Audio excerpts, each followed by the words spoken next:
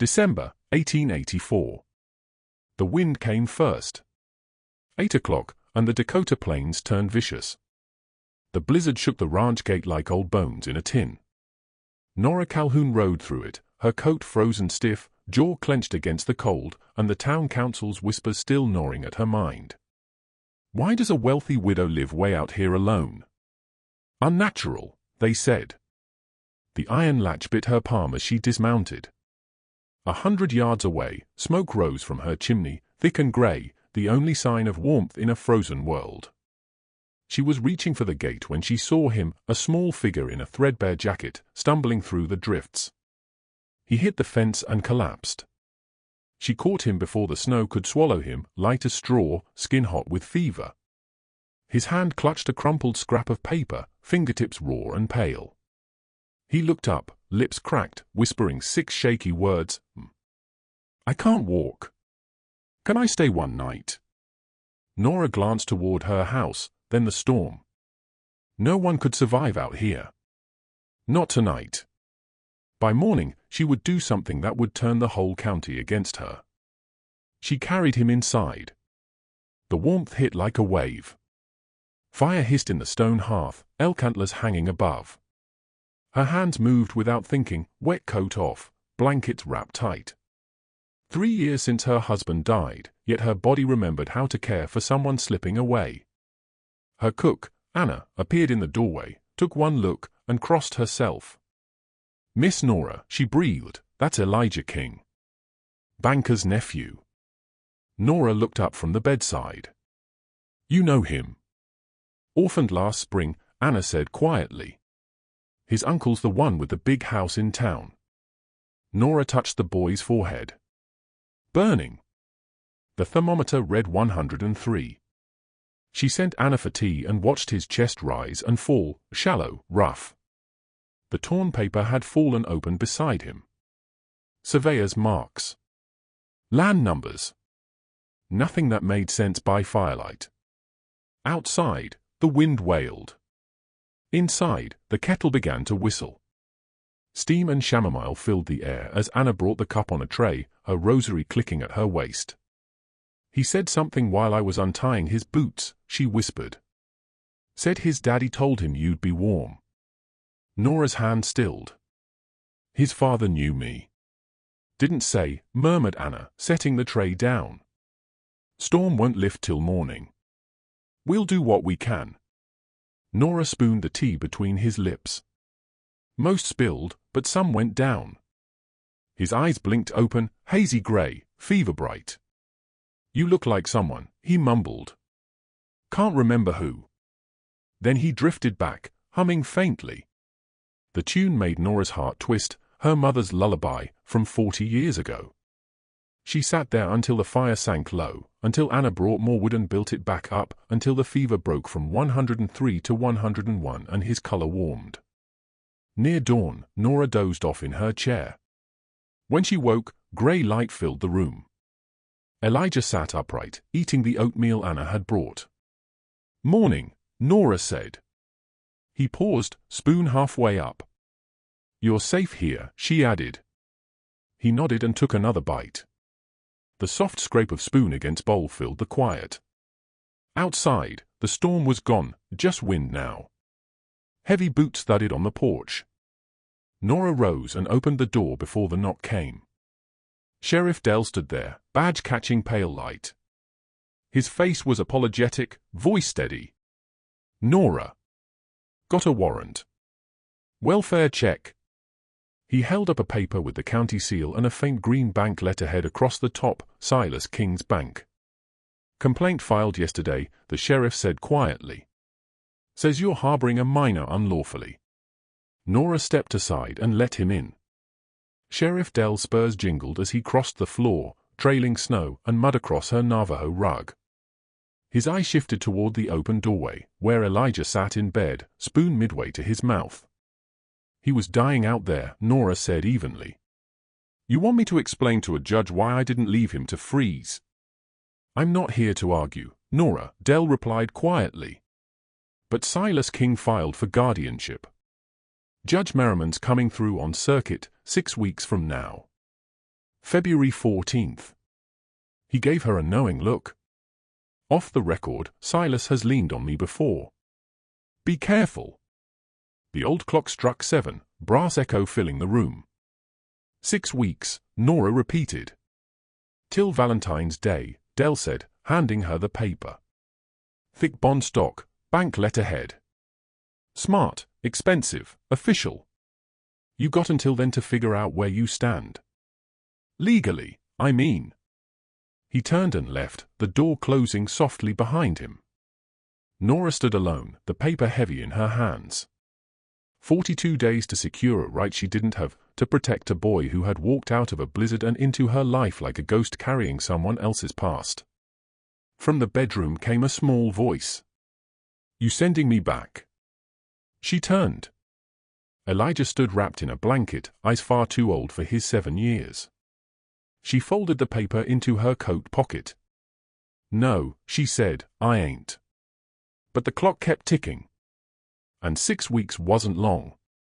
Sunday dawned brittle and cold. Nora brought Elijah to church. He wore one of Anna's patched shirts and a too large vest she'd hemmed with uneven stitches. Clean, if not proper. They sat in the back pew. The wood creaked under Nora's weight. Elijah folded his small hands, the way someone once taught him to behave.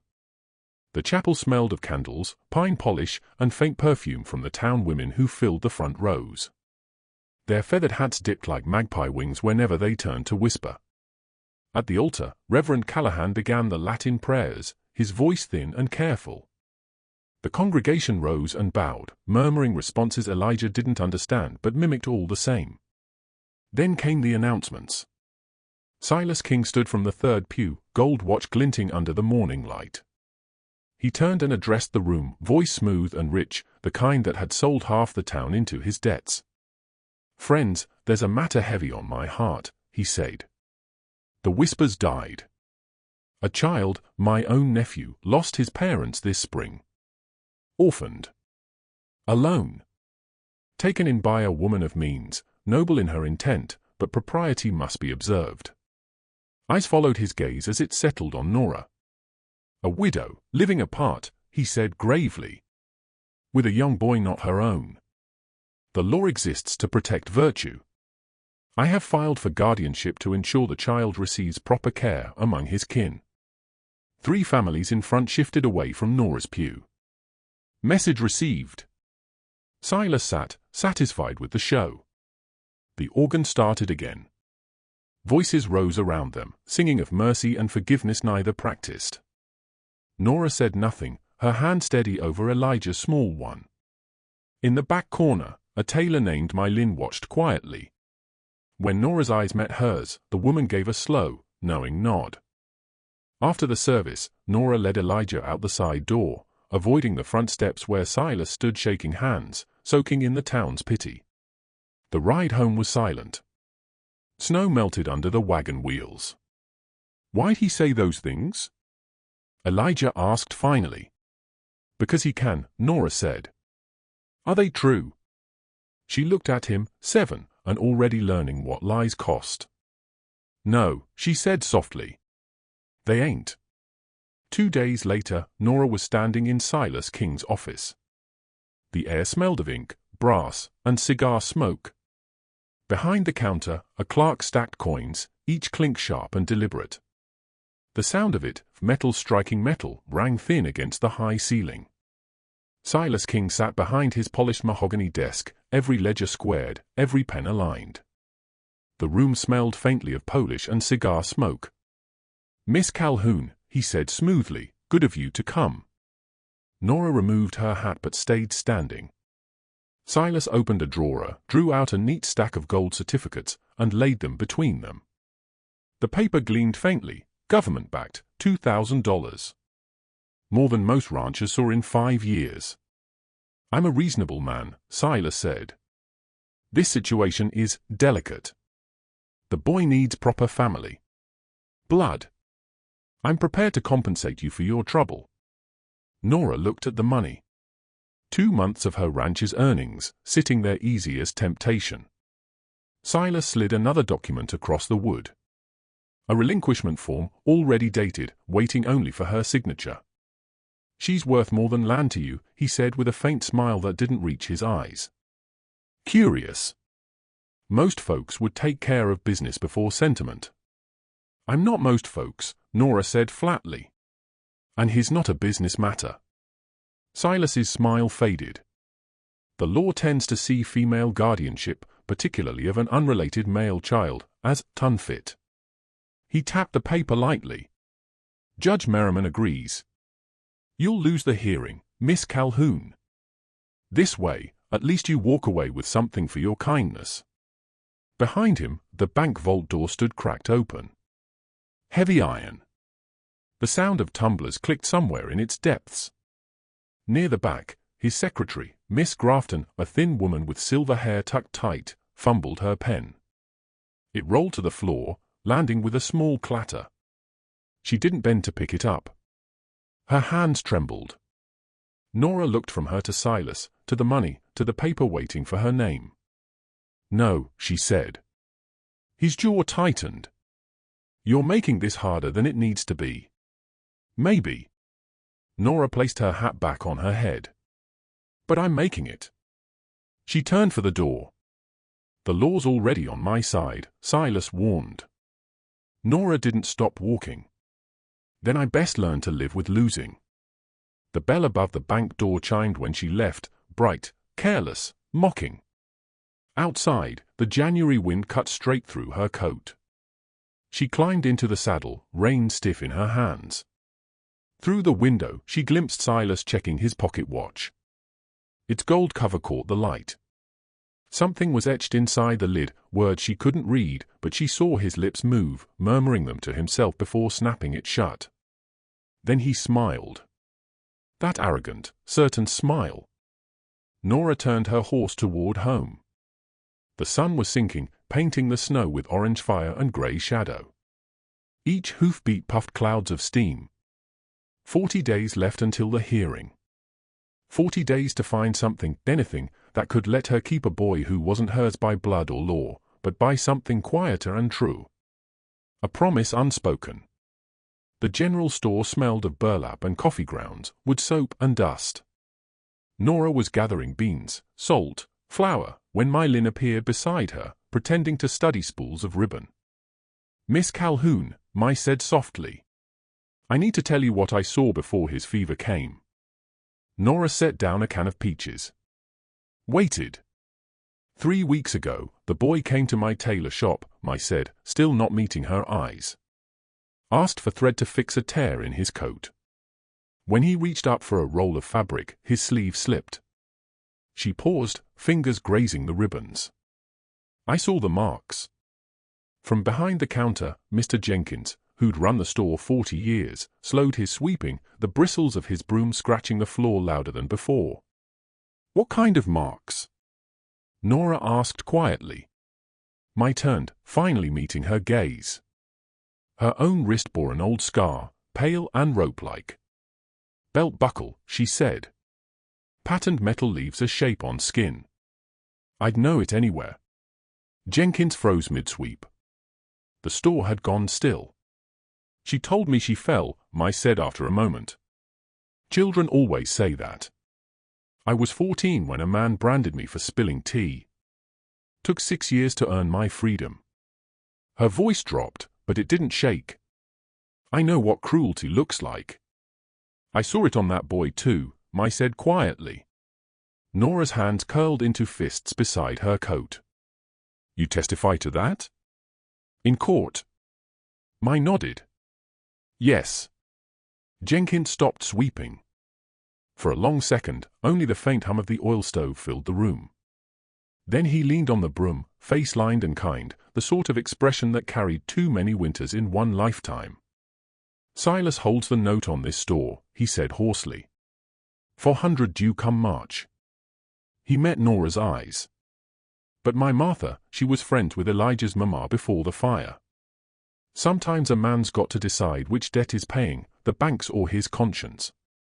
My reached across, touching the scar on her wrist. Her fingers lingered there, a reminder and a vow. "I'll testify," she said again. When the time comes. Nora paid for her goods. Coins rang on the counter, light and sharp, but the sound carried weight now. Not just metal, but loyalty. The kind that meant risk. Outside, the January light was thin and silver.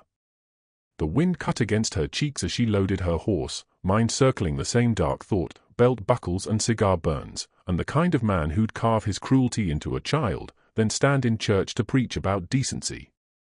That evening, Elijah found her at her desk. The oak surface was covered in ranch ledgers, neat columns of numbers caught in the green lantern's glow. "Can I watch?" he asked. Nora looked up. "Ain't much to see. Just numbers." "Papa used to do numbers," Elijah said. "He said they told stories, if you listened right." Something behind her ribs tightened. She gestured to the empty chair. "Sit." He climbed up, legs dangling, chin barely clearing the desk. She pointed to the figures. "This is feed. This is wages. That's vet bills." He bent close, tracing a row with his finger. "Why's that one written different?" Nora followed his hand to a line near the top of an old page from 1878, ink darker, thicker. A different time. A different hand. "That's old business," she said. But Elijah was reading, slow and careful. Thomas King borrows $500 from Nora Calhoun for West pasture land. Payment due in 5 years. He looked up at her. "Who's Thomas King?" The fire popped. The wind pressed against the shutters. The clock on the mantel ticked, count steady and cruel. "Did he ever pay you back?" Elijah asked. Nora reached for the ledger, meaning to close it, and saw it then, a pressed wildflower between the pages, long-dried and brown, fragile as memory. The kind her late husband used to tuck into her books on spring rides through the high meadow. Proof of what time could steal. She closed the ledger before Elijah could see. The soft thud of the cover sounded final. "That's old business, little one." "Water under the bridge?" he asked with a faint smile. She nodded. "You're teaching me ranch work," he said after a moment. "Does that mean I'm staying?" "You want to?" "I don't want to go back to Uncle Silas." The way he said it, flat, factual, cut deeper than fear could. Not trembling, not pleading. Just certainty built from what he'd already survived. Nora studied him, 7 years old, dark skin catching the lamplight, eyes grey-blue like an approaching storm. A look that reminded her too much of the brother she'd buried decades ago. "You're staying," she said. "For how long?" "As long as you want." His shoulders eased, just slightly, but enough. "Can I learn more numbers tomorrow?" "You can." He slid off the chair, walked to the door, then paused, hand on the frame. "Miss Calhoun." "Yeah?" "Thank you for the one night." "And all the nights after." He disappeared down the hall, small footsteps fading. The door to his room, once the guest room, clicked softly closed.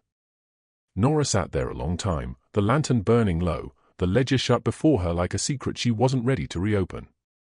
She opened the ledger again, back to that 1878 page. The wildflower lay pressed there still, brittle as dust. The handwriting, though, wasn't hers. It looked like it, steady, stubborn, but rounder, younger. Her brother's hand. From 15 years ago, back when they still spoke. Back when Khaled still had a chance to make things right. She closed the book quietly, slid it into the drawer, but the question lingered like smoke. "Did he ever pay you back?" "Not in money." That debt was something older, deeper, written not in ink but in silence, distance, and all the unspoken apologies between them. The message came at dusk.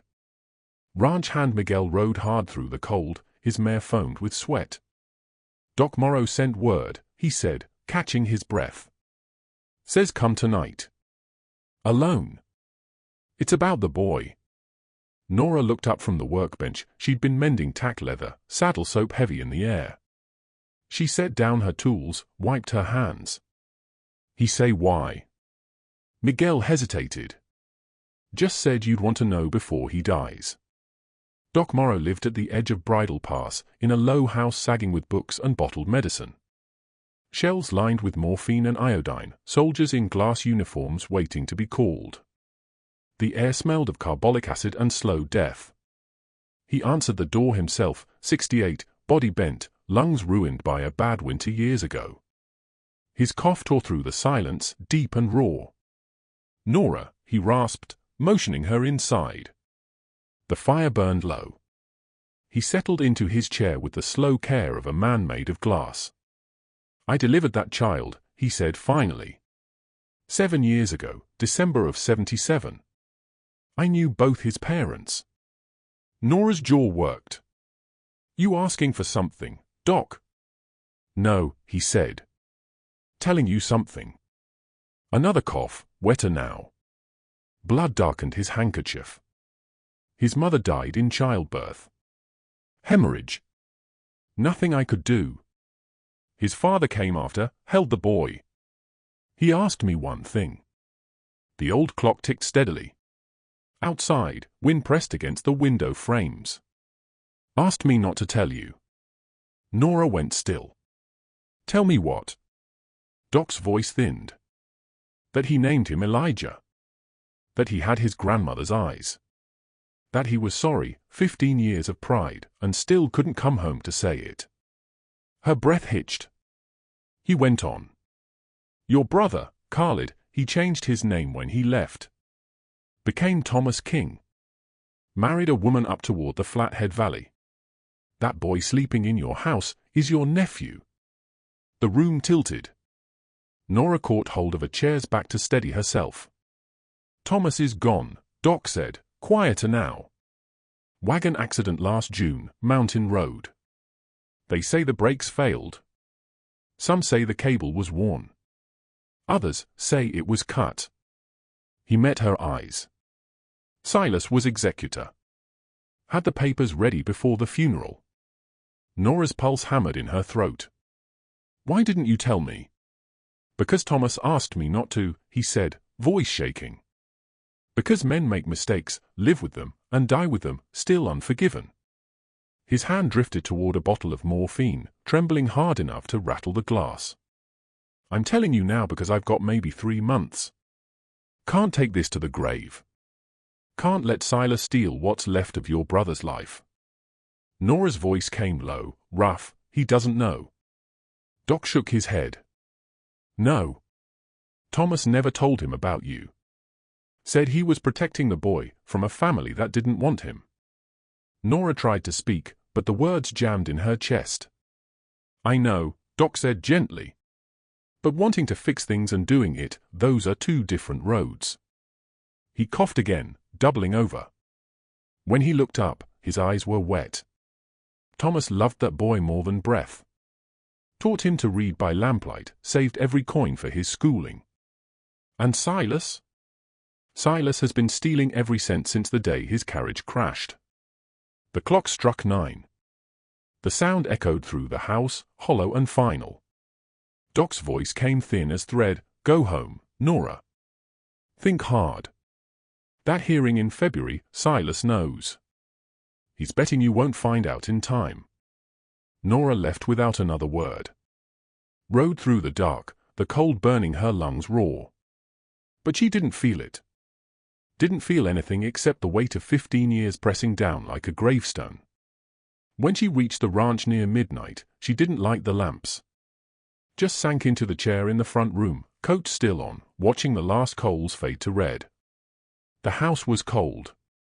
Colder with every passing hour. Nora pulled open her desk drawer and took out the old letter, the one she'd written in 1870 and never sent. The paper had turned thin and yellow.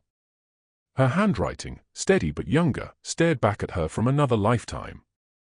"Khalid, I'm sorry. Come home." For words. She had thought they would be enough. Thought her brother would read between them, hear what pride had never let her voice say aloud. That Pa had been wrong. That the ranch should have been split. That she would have given him half, no, all of it, if it meant keeping him. But she hadn't sent it. Pride or fear, she'd never known which. And Khalid had left, changed his name, built a quiet life somewhere far from her fences, and died on a mountain road, wagon brakes worn or cables cut, no one to ask questions. Because Silas King held the papers. She sat there, unmoving, as the room cooled and the embers gave up their red. When dawn crept grey through the windows, her eyes found the ledger again. The 1878 line. Thomas King borrows $500 for homestead purchase. Her brother had returned once, 6 years after leaving, and asked for a loan. She'd written the figures, signed the entry, watched him ride away under a false name. She hadn't asked why. Hadn't said, "Come home." "I'm sorry." She had told herself that the money said it for her. It hadn't. Nothing had. The ledger still sat open. When she reached for it, the old wildflower slipped loose, flattened and brown. Her late husband had pressed it there 2 months before fever took him. She remembered that night, how he'd smiled weakly and whispered, "You'll be a mother again. You'll know by the wildflowers." She'd thought it was the fever talking. She understood now. Her chest tightened, her hands trembled. And for the first time in 3 years, Nora Calhoun cried. Not neat tears, but the kind that come from someplace deep, cracked open. For the brother she'd lost. For 15 years of silence. For a boy who had walked through a blizzard, carrying her past back to her porch. The sunrise spilled thin light across the desk. She sat until her face dried, salt dust cooling on her cheeks. From the hall came a voice, Anna's, low and worried. "Miss Nora." Nora couldn't speak. Anna stepped into the study, saw her face in the morning light, and crossed herself. "Dios mio. What happened?" "She's my nephew," Nora rasped. "My brother's child. And I didn't know, not till he was gone." Anna was quiet for a long time. Then she laid a gentle hand on Nora's shoulder. "He's here now," she said softly. "That's what matters." From upstairs came a cry, high, frightened. Nora rose, wiping her face, and went up. Elijah sat upright in bed, eyes wide, breath sharp. When she reached him, he clutched her hand tightly. "I had a dream," he whispered. "Uncle Silas was in it." He kept saying the land over and over. His fingers pressed into her palm. "Uncle wants it," he said. "He told Papa once. I heard them fighting. Said Papa's land should have been his. Said Papa stole it." The words hit cold. "When did you hear this?" "A week before the wagon," Elijah said, quiet and sure. "Before Papa died." Outside, dawn came brittle but changed. The cold stayed, but the wind had softened, the kind of morning where the ground begins to give up its ice. At 5:30, Nora stood in the barn doorway, watching the trough water crack as thin ice gave way in sharp little pops. Elijah stepped out beside her, wearing borrowed ranch clothes, oversized sleeves rolled up 3 times. Anna must have found them in an old trunk. "You said I could learn," Elijah said. Nora nodded. "We start at dawn. You count every morning." A rancher's got to know her herd. She saddled 2 horses, set him on the gentlest mare, and showed him how to hold the reins, not too tight, not too loose. They rode out into the half-light, horses' breath steaming white against the pale horizon. The snow crunched under hoof, and the herd spread across the frosty pasture, dark shapes moving slow in the pearled morning. Dark shapes moved against the grey snow. 100 head, give or take. Nora stopped on the rise and let the silence settle. "What are we doing?" Elijah asked. "Listening," she said. "Every cow's got a sound. You learn to read it." The herd shifted and called, low bellows, soft grunts, the groan of animals waking. "That one there." Nora pointed to a heavy red cow near the fence. "She's got a calf on the way. Hear that low moan? That's discomfort. Couple weeks, maybe." Elijah leaned forward, eyes narrowed, really listening. "And that one?" He pointed to a smaller cow standing apart. "What do you hear?" Nora asked.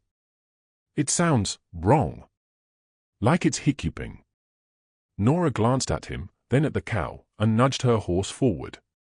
Miguel was already there, checking her flank. He looked up. "Bloat," he said. "Caught it just in time." Nora studied Elijah. "How'd you know?" "Papa said listening is harder than talking," Elijah answered. He paused. "Is that why you're quiet all the time?" Miguel chuckled. "Kid's got an ear, boss." The sun was climbing now, throwing gold across the snow. The air smelled of hay and manure and Miguel's coffee. Leather creaked. Reins were stiff and cold in Nora's hands. "You did good," she told Elijah. He straightened in the saddle, just a little, but it was the first time she'd seen him look like anything other than a cornered animal waiting for the next blow. "Can I come tomorrow?" he asked. "Every morning you want." They rode back as the ranch came alive, smoke from the bunkhouse chimney, horses calling in the barn, frozen grass crunching under hoof like broken glass. Inside, Anna had breakfast waiting. Eggs, bacon, warm bread.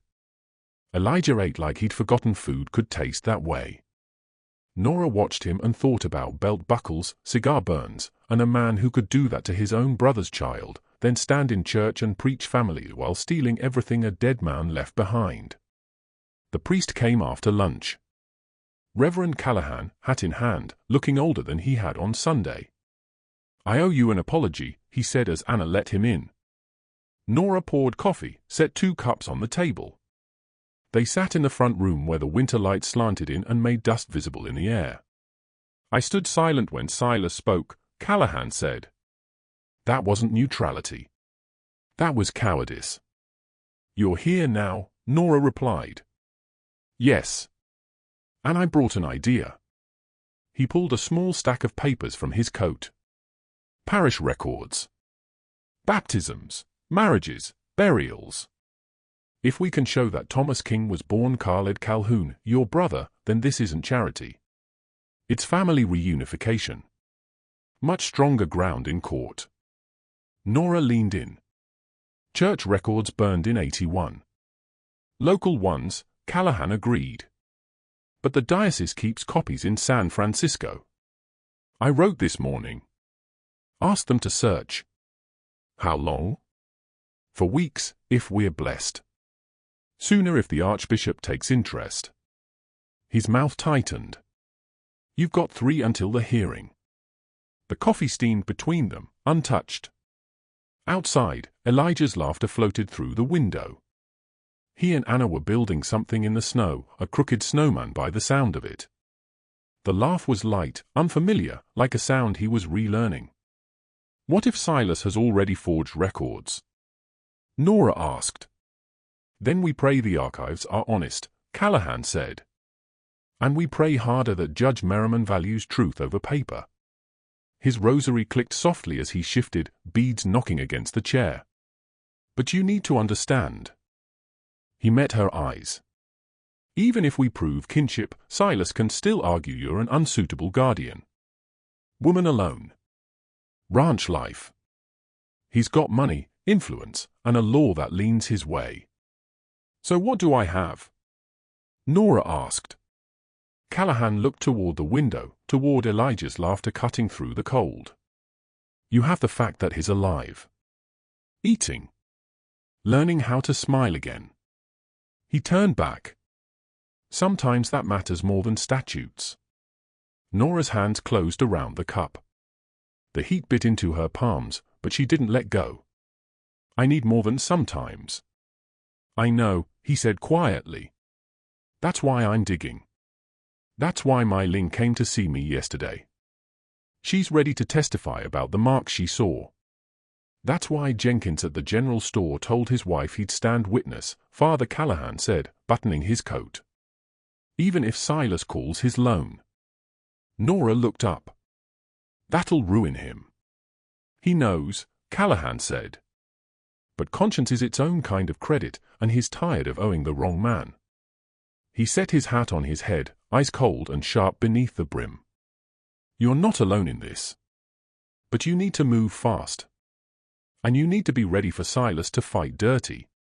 He already is. Then fight dirtier. His tone cut like winter glass. That child deserves better than what the law is about to hand him. Sometimes good people have to bend a few rules to keep things right. I've heard too many confessions from men who waited too long. He left. The door closed softly behind him, and the coffee on the table had gone cold. Nora sat there, staring at the steam that had died, at the clock ticking down 3 short weeks between her and a courtroom. And upstairs, a boy who still didn't know that his uncle had been stealing his future one forged ledger at a time. Outside, Elijah's voice carried through the window. "Miss Nora. Come see." She stood, stepped out into the white glare. He'd built a snowman, leaning, lopsided, smiling with crooked rock eyes and a wool scarf Anna had found in a drawer. "You like it?" he asked with that shy grin. "I do," Nora said. "Can we build one every winter?" The question hung in the brittle air, simple, impossible, dangerous. "We'll try," she said finally. It was all she could give. And it wasn't enough. Silas called the meeting on a Thursday. Emergency town hall, the notice said. Civic duty. Mandatory. When Nora arrived, 60 people crammed into the cold hall. Oil lamps smoked against the walls, painting the air thick with heat, sweat, and the sour tang of damp wool. Elijah was home with Anna. Safer. Silas stood at the front, polished as his watch chain, the gold glinting in the lamplight. A man who knew exactly how to wrap greed in manners. "Ladies and gentlemen," he began, voice smooth and practiced, "we've allowed sentiment to blur our better judgment." The room stilled. Miss Calhoun's generosity toward an orphan child hasn't gone unnoticed. But propriety, law, demand responsibility. Miss Calhoun, unmarried, isolated, no family of her own. No experience raising children. He tapped a paper in front of him. "I have here a sworn statement from one of her ranch hands who requested anonymity." Nora felt every eye turn. Silas read in his calmest voice. Child forced to work before dawn. Denied schooling. Kept from church. Subjected to labor unfit for his age. The crowd murmured. Some leaned forward, whispering. "I propose," Silas continued, "temporary placement at the county orphanage until the February hearing, so that the child's welfare may be protected." Nora's fists tightened. The bench beneath her palms bit splinters into her skin. She wanted to rise, to shout, but that was what Silas wanted. To make her the unstable woman in need of restraint. She stayed still. Then the scrape of a chair split the noise. Jenkins stood up. Hands rough, hair gone silver. 40 years running his store. 40 years in Silas's debt. "I seen that boy," he said. "Week ago. Came to the store with Miss Calhoun. Healthier than he's ever been. Asking questions. Smiling. His voice wasn't loud, but it carried. That don't sound like mistreatment to me." His wife stood, voice quivering but clear. "I knew his mother before the fire. She'd have wanted him with family, someone who sees him as more than a number on a ledger." Silas's mouth twitched. A crack in the polish. "With respect," he said sharply, "personal opinion doesn't override the law. I have documentation." Jenkins cut him off. "Real convenient. Hard to argue with a witness too scared to show his face." The room shifted. Just slightly, but enough. A few heads turned, uncertain now where truth lay. Silas's jaw went tight. He slammed his gavel 3 times on the podium. "This meeting is adjourned," he said. "The court will decide. Until then, Miss Calhoun, I'd suggest you prepare for disappointment." The doors opened. Cold night air swept in. And as the townsfolk filed past in silence, not one of them looked Nora in the eye, though a few moved slow enough that she could see minds beginning to turn. Nora stayed behind as the others filed out. Jenkins caught her eye and gave a single, wordless nod. Outside, the February wind had teeth. Not the cruel bite of January anymore, but sharp enough to remind her winter wasn't done. She mounted her horse, the saddle leather groaning under her weight, her breath rising white in the dark. She was halfway home when she heard hoofs behind her, fast, uneven. A rider chasing hard through the night. By the time she reached the ranch gate, a horse came barreling up out of the cold. Miss Grafton, Silas King's secretary, 60 if she was a day, her hair coming loose from its bun, her coat flapping like a torn sail. "Miss Calhoun," she gasped, raining hard. I need to." Nora swung down, taking the bridle. "Easy. You'll break your neck riding like that." Grafton's voice shook. "He's going to destroy the boy. Just like the others. I won't let him. Come inside." Nora led her in. Anna appeared instantly, eyes wide. She fetched brandy and a blanket. Grafton's hands trembled so badly she could barely raise the glass. Nora waited, silent, patient. The fire crackled. The clock ticked. Outside, the wind clawed at the shutters like a warning. Finally, Grafton reached into her coat and pulled out a bundle of papers. Ledger copies, crisp, still damp from the ink press. 12 years, she whispered. "I typed every lie, watched him do this to 6 families, 6 orphaned estates. I said nothing because I needed the job. Because I kept telling myself it wasn't my business." She spread the papers across the table. Nora leaned in. Columns of numbers, property lines, cash transfers, a pattern forming like a map drawn by greed. "Elijah's father's estate," Grafton said, pointing. "Land valued at $2,400, cash assets $600. Silas made himself executor. Forged debts. Claimed your brother owed half the county. The land went to him, the cash he kept. $600, gone. And look, 5 more names after that. Different tricks, same theft. 8 years. $4,200 total, stolen from orphan accounts no one ever checked." Nora's throat tightened. "Why tell me now?" Grafton looked up, weary, eyes rimmed red. "Because of this." She pulled a single ticket from her pocket, a train stub, San Francisco line, dated February 15th, 1 day after the hearing. "Regardless of what the judge decides," she said, voice barely a whisper, "he's leaving. He's transferring funds already. All of it, to his name." Silence filled the room, heavy as stone. The fire popped once. Anna stood in the doorway, her rosary beads clicking softly in her hands, half prayer, half anchor. "I'll need a witness," Nora said. "Someone who saw you give me these." "I brought one." The door opened again. Mylin stepped in, the seamstress with eyes like tempered glass. "I'm here," she said simply. "I saw this, midnight." Miss Grafton delivering proof of fraud. Grafton broke then, quiet tears, shoulders shaking, 12 years of silence cracking open. Nora looked at the papers, at the columns of evidence, at a train ticket that proved Silas's guilt, and at the 2 women standing before her, risking everything to hand her the truth. "He'll know I took them," Grafton said. "By morning, he'll know. He'll come for me, for us." "Then you stay here tonight," Nora told her. "Both of you. 10 days till the hearing. We'll use every one." Mylin touched the pale scar on her wrist, the old burn from the man who'd once owned her labor. 10 days, she said quietly. "Then we make them count." Outside, the wind had shifted south, carrying a damp scent, thaw, earth, and the promise of something new pushing against the frost. Change was coming. Whether it came fast enough was another question. 2 nights later, the screaming started. Nora was in her study, the lamplight spilling across the scattered ledgers, records that now laid out Silas King's theft like scripture.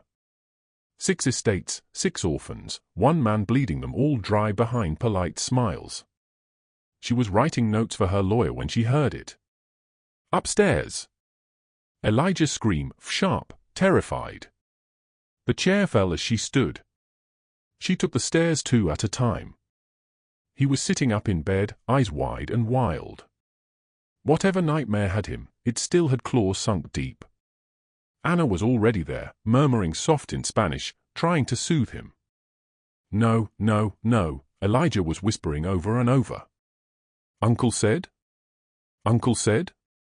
Nora sat on the edge of the bed, taking his hand. His skin was burning. Elijah! Wake up! You're safe now. His eyes fluttered, then locked on her face. He grabbed her shirt with both fists. He said I'd go where Mama went, Elijah gasped. If I told about the papers. Papa hid them. He said Fire's hungry for secrets, and Mama burned up, and I would too. Nora's voice was low, steady. No one's burning. You're safe here. But his fever was spiking. She could feel the heat radiating through the blanket. Anna, she called. Go. Get Doc Morrow, now. Anna ran, skirt swishing down the hall. Nora stayed beside Elijah as he shivered and muttered, half asleep, half trapped between worlds. Papa hid the real papers, he mumbled. In the well, before Uncle came, before the wagon. Papa said, if something happens, the truth's in the well. Nora's heart pounded. What papers, Elijah? The will, the deed. Papa's real deed. Not the one Uncle showed the judge, his words tangled. Uncle Silas cut the brake cable. I heard him tell someone. He said, accidents happen on mountain roads. The room tilted. Nora held him tighter, feeling the tremor of his tiny body, hot and fragile against her chest. When Doc Morrow arrived 20 minutes later, one look at the thermometer made him curse under his breath. 104, he muttered. This ain't infection. This is shock, stress turned poison. What happened? Nightmare, Nora said quietly. About his uncle. The doctor worked fast, cold cloths, camphor oil, willow bark tea. The room filled with the smell of medicine and fear. He straightened, weary. Miss Calhoun, I'll speak plain. This boy needs calm, stability. Or he'll fade, same as fever's flame dying too fast. The hearing's 9 days out. Can you promise him that much peace? Nora looked at Elijah, his face flushed, breathing shallow, holding her hand even in sleep. Her brother's blood. The last living piece of family. I can promise I'll try, she said. Trying ain't always enough, Doc murmured. If he loses you, if he loses this home, I don't think his spirit'll survive it. That's not medicine talk. That's truth. He packed his bag slowly, cough shaking him. 9 days, he said, and left. Nora stayed by Elijah's bedside long after. His dreams came in fits, whimpers. His hand clung to hers. Papa hid the papers in the well. When Anna appeared, Nora didn't look up. Get Miguel. Tell Mylin to come, too. They rode out at midnight. 3 figures cutting through sleet and fog, Nora, Miguel, and Mylin. It wasn't winter anymore, not quite spring either. That in-between chill that seeped into bones. The King homestead lay 5 miles east. Or what was left of it, charred timbers, orchard burned to ghosts, apple trees blackened and skeletal against a grey sky. Only one thing stood unbroken. A stone well. Nora dismounted. The ground was soaked, soft with melting frost. She tied off the horses, checked the lantern. Miguel frowned. You sure about this? No, Nora said.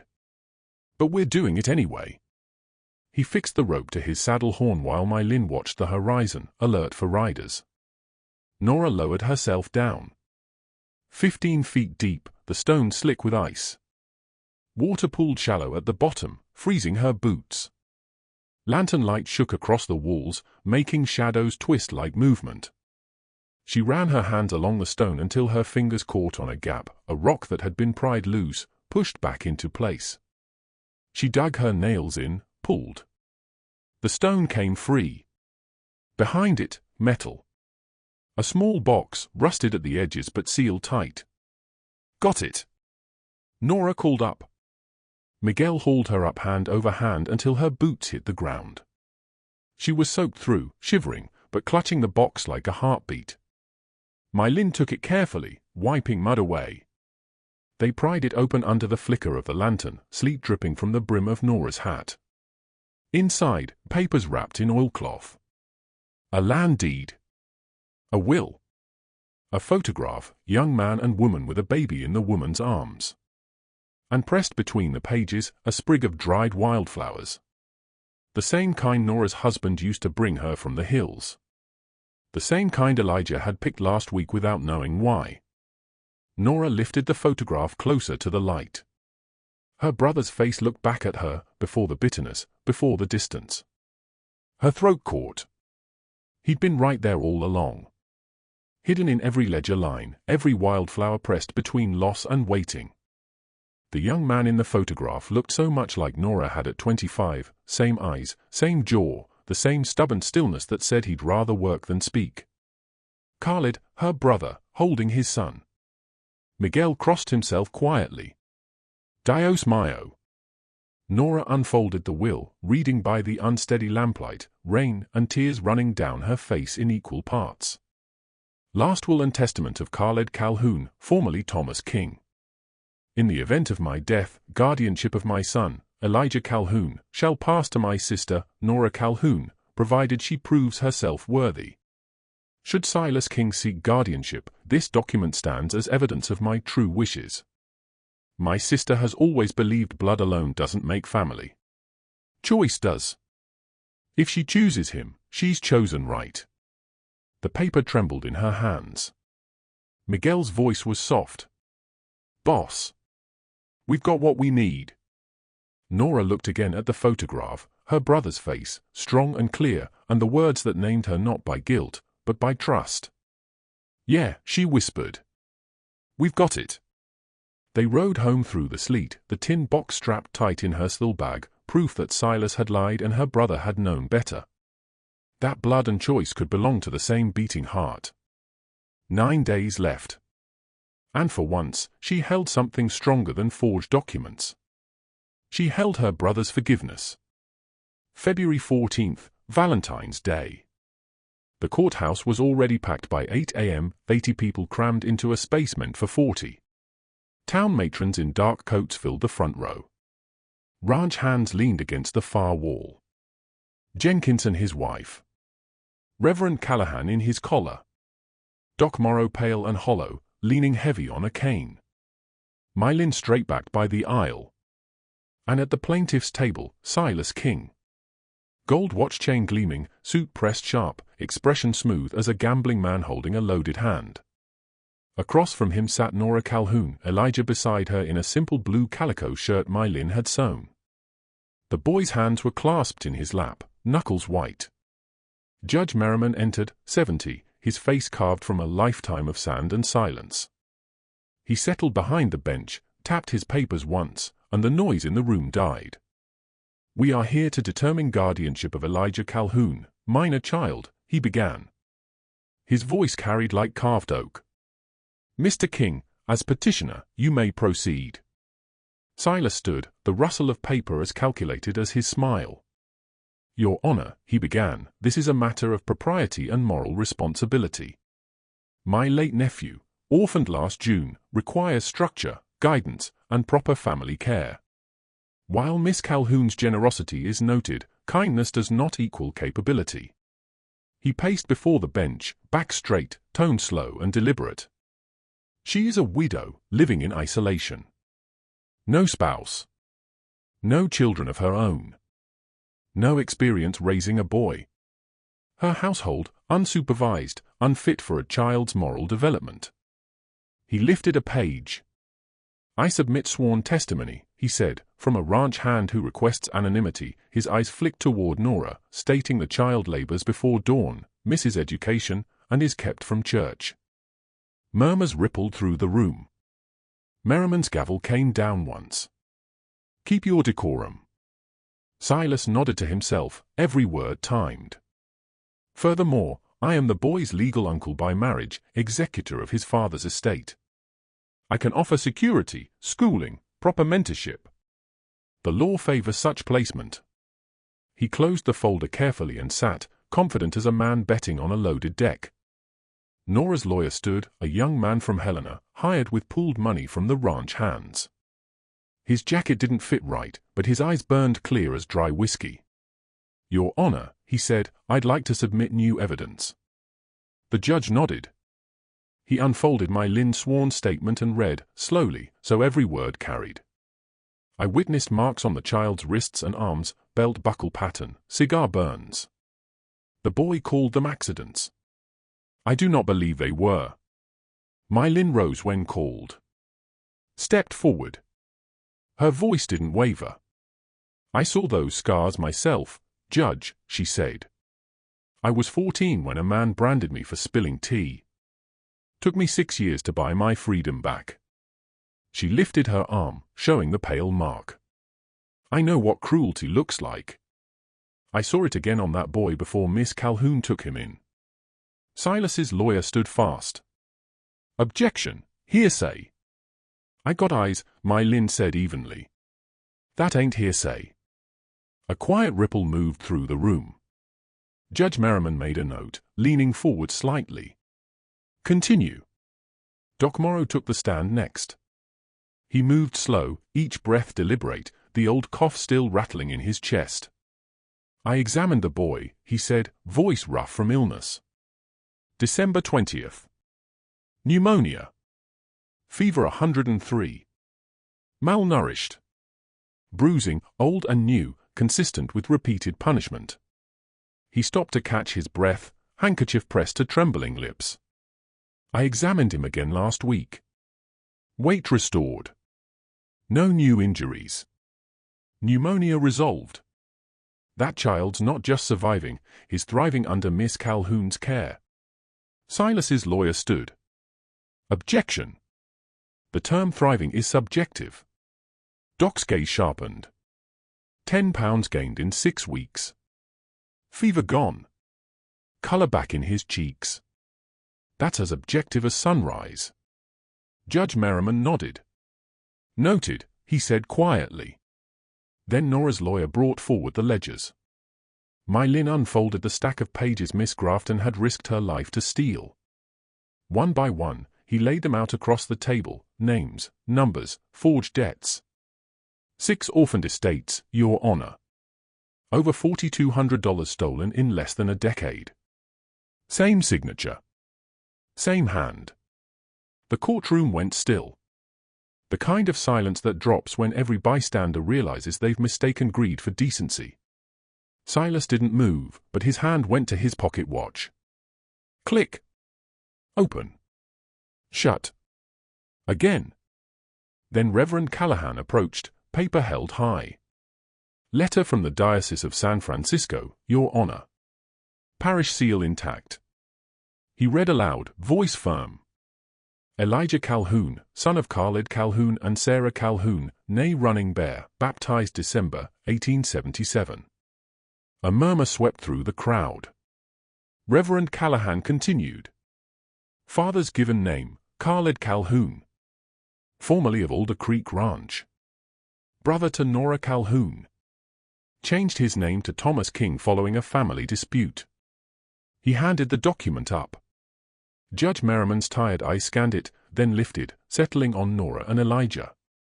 "Miss Calhoun," he said slowly, "you're telling this court the boy is your nephew?" "Yes, Your Honor," Nora said. "I didn't know until last week. My brother and I hadn't spoken in 15 years. He passed last June.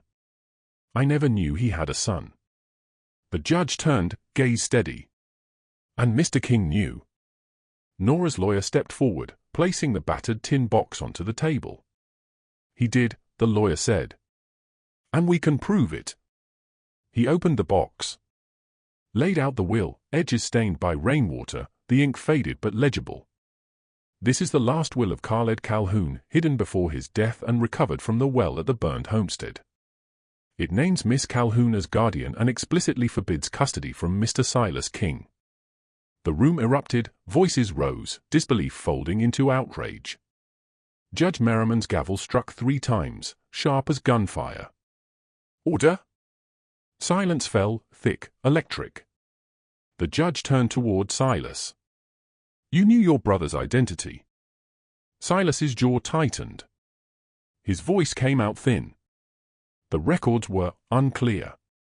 Did you know? A pause. Then, yes.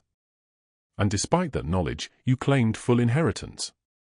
Forged documents. Stole guardianship. Silas said nothing.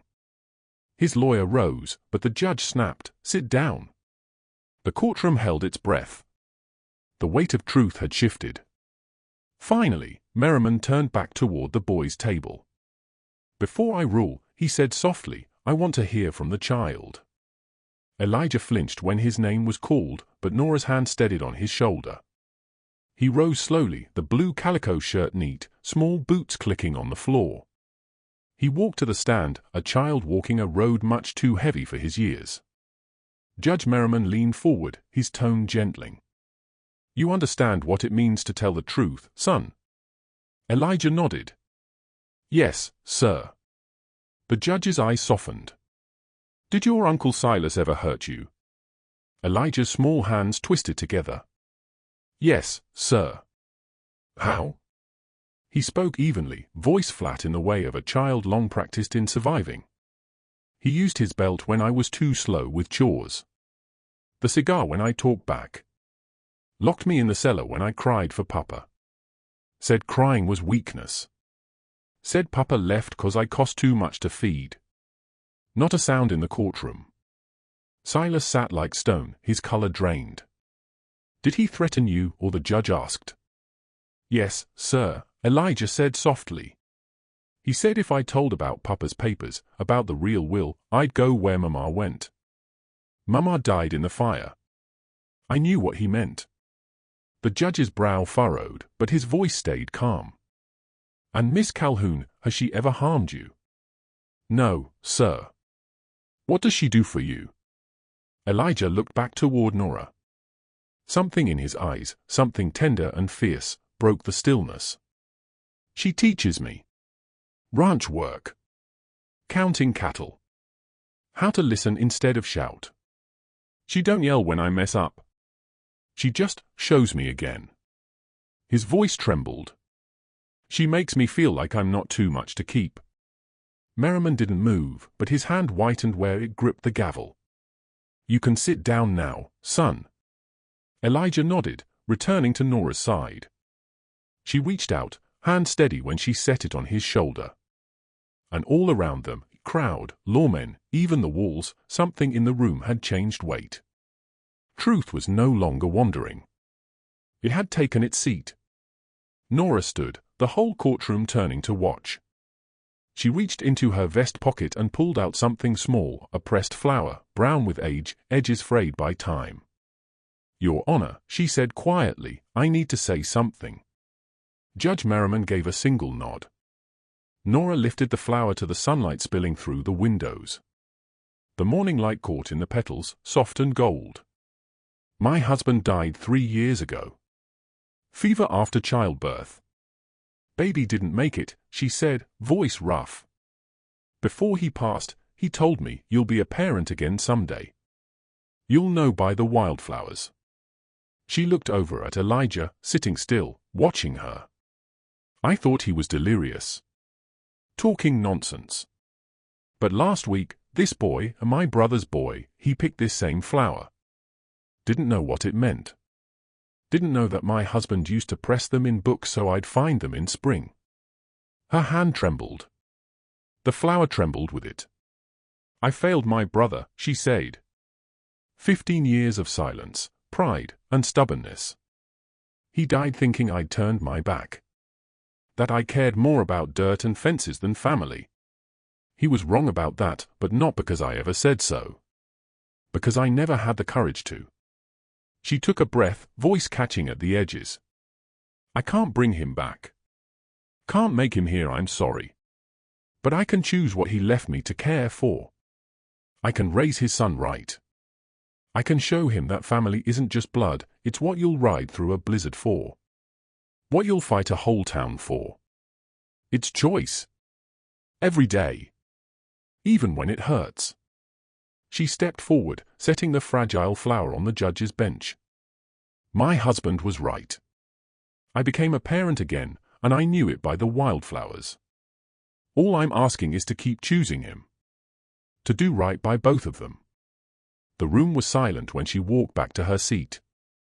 Elijah reached for her hand, small fingers gripping tight. Judge Merriman looked at the flower, then the tin box, then the evidence of years' worth of lies spread across the table.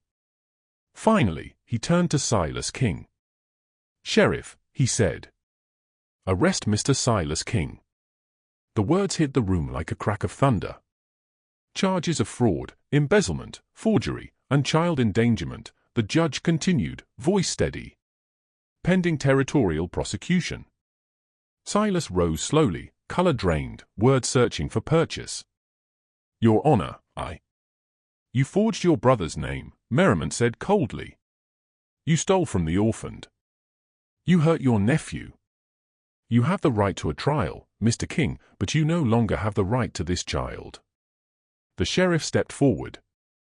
Handcuffs clicked around Silas's wrists, metal on metal, the sound ringing through the courthouse like an ending bell. As for guardianship, Merriman said, turning back to the bench, I grant full adoption and legal custody to Nora Calhoun. He glanced toward Elijah. And lastly, welcome home, Elijah Calhoun. The gavel came down once. Final. Outside, the February sun cut through thin clouds as the sheriff led Silas King down the courthouse steps. The crowd parted quietly.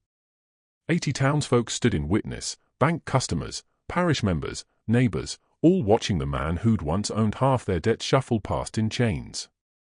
Silas tried to hold himself upright, every step measured, but his foot caught on the third step. He stumbled. The sheriff caught his arm, steadying him without a word. Something slipped from Silas's pocket, paper, folding open in the mud. Jenkins bent down, picked it up, and spoke loud enough for all to hear. A train ticket, he said. San Francisco. Tomorrow's date. The crowd began murmuring. Faces turned, realization spreading slow as thawing ground. You were leaving, said a voice from the front, a baker's wife, old and trembling. You knew you'd lose, and you were running anyway. Silas said nothing. The sheriff just kept walking toward the jail. The crowd followed, silent, no shouting, no jeers, just the weight of people watching a reckoning that had been too long coming. Nora stood on the courthouse steps, Elijah's hand wrapped in hers, small and warm.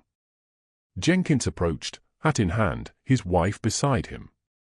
We should have spoken sooner, Jenkins said. Town owes you an apology. Been owing it 6 weeks now. We chose comfort over truth. You spoke when it counted, Nora said. Barely, and late. Jenkins looked down at Elijah. Son, he said softly, I'm sorry we let fear keep us quiet. Your mama would have expected better. Elijah nodded, not speaking, still learning how to take forgiveness from grown-ups who'd failed him. Mrs. Jenkins knelt, so her eyes met his. You're safe now, she said gently. And you're loved. That's what matters. The boy nodded again, hand tightening around Nora's. The crowd was still dispersing below, whispers fading like wind in dry grass. The pressed flower still lay on the judge's bench behind them, catching a shaft of afternoon sun. And for the first time in years, Nora Calhoun let herself believe the thaw had truly come. Mrs. Jenkins knelt until her eyes met the boy's. Your mama was my friend before the fire, she said softly. She used to stop by my store, talk about gardens, books, and raising good hearts. She'd brag you were the brightest child she'd ever known. Her voice cracked. I should have looked after you when she couldn't. I'm sorry I didn't. Elijah blinked, and for the first time since the hearing began, tears slipped free. She talked about you, he said quietly. Said you made the best bread in the Montana Territory. Mrs. Jenkins smiled, tears in her laugh. Then I'll teach you the recipe, if you want. Your mama never got to learn it. Elijah nodded. I'd like that. The town matrons came next, 3 of them. The same women who had whispered loudest in church pews, who had turned others away from Nora's row, who had judged before they knew. The eldest, Mrs. Hartwell, 70 if she was a day, spine straight as a fence post, spoke first. Miss Calhoun, she said, voice steady. We were wrong. We let reputation and comfort blind us to cruelty. To a child's pain. She turned to Elijah. We'd like to host a dinner for you. Sunday after next. A proper welcome into the community. If you'll have us.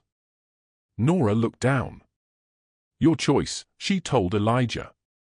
He studied the women a long while, reading faces the way he'd learned to read cattle, learning which held truth and which just noise. Finally, he nodded. Okay. From the courthouse steps, Mylin came down, calm as always, her eyes bright in the afternoon light. She laid a hand on Elijah's shoulder. You've got people now, she said quietly. Real people. Not just one person trying to save you, a whole town learning how. Inside the jail, visible through the barred window, Silas King sat on a narrow cot. Sheriff Dell emptied his pockets methodically. Bills counted. Papers gathered. $1,800, the sheriff called out. You always carry that much walking around, Silas. Silas said nothing. Didn't think so. Dell scribbled something in his ledger. Restitution starts here. Across town, Father Callahan rang the church bell. 10 long strikes. Not for worship. Not for mourning. But to mark the moment justice, tired and late though it was, finally arrived. The sound rolled through the valley, clean and bright. Ice melted from the gutters, water trickled toward the creek. The sun fell warm across the courthouse steps. Nora looked down at Elijah. You ready to go home? He thought about it for a moment, like he needed to be sure of the word. Is it home now? For real? For real? Then yeah, he said. Miguel had the wagon ready outside. Anna was already seated in the back with baskets of food, Mylin beside her. Father Callahan rode alongside on his old bay horse, keeping pace. Doc Morrow hadn't come, too weak to make the trip, but he'd smiled at Nora on his way out earlier, the kind of smile that said, you did it. The road home was slow and easy now. Mud and meltwater, patches of soft green showing through. The kind of road that meant winter was losing its grip. Along the fences, crocuses pushed through the thaw, purple and yellow miracles in a world still mostly gray. Elijah leaned forward, pointing. Those look like the one you showed the judge. Different kind, Nora said, half smiling. But same idea. Life coming back. When they reached the ranch, a surprise waited. 24 people stood gathered, ranch hands, neighbors, townsfolk, all with tools and lumber and nails. Hammers gleamed in the sunlight. Wagons stood filled with timber. Miguel's wife stepped forward. We're rebuilding the King homestead, she said. Your place, Elijah. The land your father left you. Figured it's time it looked like home again, and not like loss. Elijah's mouth opened, but no words came out. Nora rested a hand on his shoulder. It's yours, she said softly. The land, the orchard, the promise he made. It's held in trust, till you're grown. But it's yours. It always was. He looked up at her, eyes wide. But I live with you now. You do, Nora said. And you always can, if you want. But that land, that's your papa's gift. His way of saying life doesn't stop with fire. He nodded, small but certain. They rode out together, wagons, horses, laughter starting to rise again like wind through new leaves. When they reached the burned homestead, the air carried the smell of damp soil and sap. The orchard stumps that had once marked grief now showed tiny green shoots curling at their base.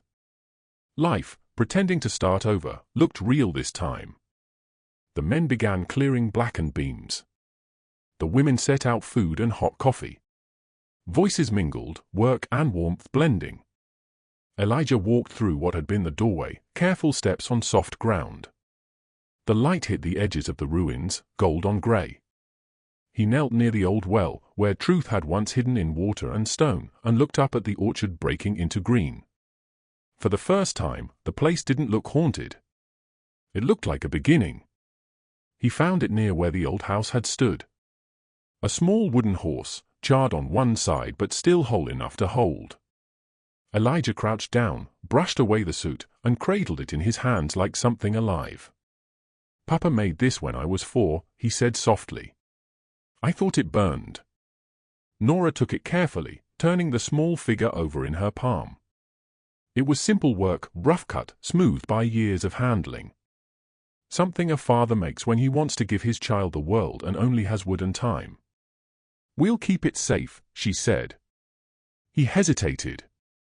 "Can you make me another one?" "So I've got 2. She looked at him, 7 years old, still learning that asking for something didn't mean it would be taken away. "Yeah," Nora said. "I can do that." That night, back at the ranch, she did. Sat at her workbench with a block of pine and her carving knife. Miguel brought the lantern closer. Mylin mended quietly in the corner, and Anna came by with a mug of coffee and a soft smile. They didn't talk much. Just the scrape of the knife, the smell of sawdust, the comfort of small work done for the right reason. By midnight, it was finished. Rougher than her brother's, but honest and solid. She sanded the edges smooth and carried it inside. Elijah was still awake, reading by candlelight. "Thought you'd be asleep," she said from the doorway. "Too much happened today," he murmured. "My brain won't stop." Nora smiled, stepped inside, and handed him the toy. He turned it over in his hands, then set it down beside the scorched one on his bedside table. Side by side, old and new. "Now I've got both," he said. "One from Papa, one from you." He looked up at her, eyes uncertain but bright. "Can I call you something else?" "Not Miss Calhoun." "What feels right?" she asked. He was quiet for a long time, then said softly, "Mama Nora." Her throat tightened. She nodded, couldn't trust her voice. He smiled, small and real, the kind that showed trust beginning to take root. "Good night, Mama Nora." "Good night, Elijah," she managed. She closed the door and stepped into the hallway. Anna stood there, hands clasped, eyes shining. She crossed herself and whispered something in Spanish, half prayer, half gratitude. Spring came fast after that, washing winter out of the valley in a single week. The creeks ran wild. The hills went from white to brown to green so quickly it felt like watching life return in fast motion. By April, the homestead had a roof and windows. Rosa's glazier friend had come all the way from Bozeman and installed them for half price. It wasn't fancy, but it stood straight, strong. A house built not for show, but to last. They planted the orchard on a Saturday. 15 saplings. Miguel and his sons dug the holes, the town families brought cuttings from their own trees. Jenkins donated 3 from his land. "So your papa's orchard doesn't just come back," he said, patting Elijah's shoulder. "It grows better, tied to all of us now." Elijah planted the first one himself, his hands deep in the black earth beside Nora's. The soil smelled rich and new, like potential. "This one's for Mama," Elijah said. "Since she didn't get to see me grow up, this tree can instead." By evening, 15 young trees stood in clean rows, the start of a new orchard. At the place where the house had burned, they planted something different, a wildflower garden. Purple, yellow, white, seeds Nora had saved, the same flowers her husband once pressed into her books. The same kind Elijah had picked without even knowing why. "For those we lost," Nora said quietly, pressing the dirt flat with her hands. "And for the family we chose." Elijah knelt beside her, face smudged with mud and sunlight. "I think they'd like that," he said. The sun sank orange behind the mountains. The valley glowed new, apple trees lined in shadow, the wildflowers faint and promising, the new house standing where grief had once lived. Nora looked at Elijah, her nephew, her son now, and thought of her brother's last words in that will: blood doesn't make family. Choice does. For 15 years, she had chosen silence. Safety. Isolation now. Every morning, she chose different. Every time Elijah called her Mama Nora. Every time someone from town showed up with bread, with nails, or just a story to share. It was harder, yes. It hurt sometimes. But it was also living, truly living. And that, she realized, made all the difference. Elijah was 10 now, sitting at Nora's desk, their desk, half claimed by him these days, working through the ranch ledgers with a pencil chewed at both ends. He tallied cattle sales, fodder costs, and spring feed invoices with the same slow, exact rhythm his father once had. Your papa would have been proud, Nora told him from the doorway. It was something she said often enough now that he'd finally started to believe it. That fall, the apple orchard bore fruit for the first time. 15 young trees, small red apples, sweet and tart as hope. They made cider, sold some, gave most away. Jenkins said it was the best he'd ever tasted, and his wife cried when she drank it, said it tasted like her late friend, Sarah, who'd loved those blossoms before the fire. Silas King had died in territorial prison the year before, consumption, the same fate that took Doc Morrow 3 months after the hearing. Elijah never went to Silas's burial. Instead, he and Nora planted wildflowers above Khalid's grave, purple and yellow, the kind that came back every spring without needing permission. By then, Sunday dinners had become a routine. 12 regulars, sometimes more. Ranch hands, merchants, and neighbors. The same house that had been silent for years now held music, laughter, arguments that ended in singing, and the steady hum of lives intertwining. Mylin's tailor shop thrived. Nora had invested $500 quietly, no paperwork, just trust. Mylin paid her back in 2 years, but kept sending quarterly dividends as interest on faith, she said. Miss Grafton, the former secretary, opened a bookkeeping school for young women. 6 students sat in her parlor now, daughters of ranchers and farmers, learning how to read ledgers, how to spot fraud, how to choose honesty when the world rewarded deceit. Father Callahan's new church stood near the southern ridge. Nora had donated lumber. Elijah helped paint, though most of the paint landed on him instead of the boards. His handprints, bright white against the back wall, remained even after the work was done. Never painting over those, Callahan had said. Reminds me children build the truth better than grown men repent it. Nora thought about that often, about how she'd spent 15 years mistaking isolation for safety. Reckon I was wrong about that, she told Miguel one evening while checking fence lines. Thought keeping to myself meant I couldn't lose anything. But that just means you're dying slower. Miguel grinned, adjusting his hat. You're living now, boss. That's what counts. And she was. They all were. The dawn cattle count had become Elijah's favorite part of the day. Every morning, just after first light, they rode side by side, the sun spilling gold across the wet grass. He read the herd by sound now, the lowing, the shuffle, the rhythm of movement, like he'd been born knowing how. This April morning carried the first warm air since autumn. The smell of wet soil. The creek running high from snowmelt. Far off, cherry blossoms drifted from town like pale confetti over the valley. Papa Nora, Elijah said suddenly, pointing toward the meadow.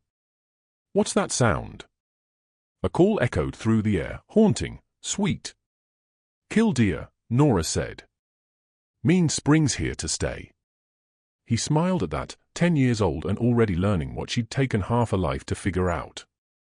That winter's end. That some scars stay but stop hurting. That new life grows from what burns, if you give it time and tending. They sat together on the rise, watching the herd ripple like a living sea. You think Papa can see us? Elijah asked after a while. Nora nodded. I do. And I think he approves. They rode toward the sunrise, two silhouettes against the gold sky, the cattle calm behind them, the creek singing beside them, the world starting over again. Nora thought of her brother's will, the line that had changed everything: if she chooses him, she's chosen right. And she knew, now, that he had forgiven her before she'd even understood how badly she needed it. Because family wasn't who you were born to. It was who you'd ride through a blizzard for. Who you'd fight a town for. Who you chose, again and again, even when it hurt. Dust never settles on a life still moving forward. So they kept riding, toward morning, toward work, toward whatever came next. And the world, for once, kept pace with them.